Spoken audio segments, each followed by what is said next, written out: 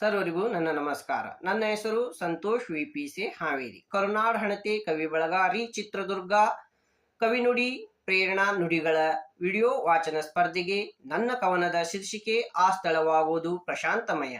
ನನ್ನ ಕವನದ ಶೀರ್ಷಿಕೆ ಆ ಸ್ಥಳವಾಗುವುದು ಪ್ರಶಾಂತಮಯ.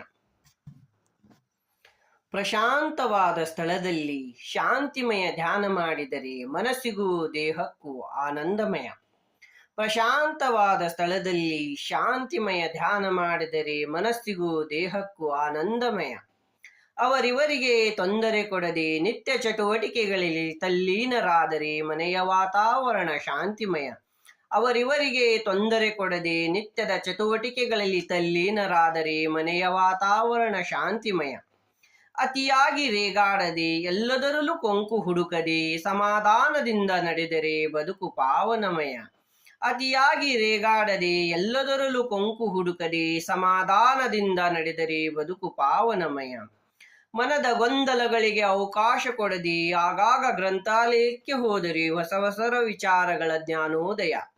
ಮನದ ಗೊಂದಲಗಳಿಗೆ ಅವಕಾಶ ಕೊಡದೆ ಆಗಾಗ ಗ್ರಂಥಾಲಯಕ್ಕೆ ಹೋದರೆ ಹೊಸ ಹೊಸ ವಿಚಾರಗಳ ಜ್ಞಾನೋದಯ. ಒಂದಲ್ಲ ಒಂದು ರೀತಿ ಹವ್ಯಾಸ ರೂಢಿಸಿಕೊಂಡರೆ ನಮ್ಮನ್ನಾವು ಅರಿತು ನಡೆದರೆ ಆ ಸ್ಥಳವಾಗುವುದು ಪ್ರಶಾಂತಮಯ. ಒಂದಲ್ಲ ಒಂದು ಹವ್ಯಾಸ ರೂಢಿಸಿಕೊಂಡರೆ ನಮ್ಮನ್ನಾವು ಅರಿತು ನಡೆದರೆ ಆ ಸ್ಥಳವಾಗುವುದು ಪ್ರಶಾಂತಮಯ. ಅವಕಾಶಕ್ಕಾಗಿ ಧನ್ಯವಾದಗಳು.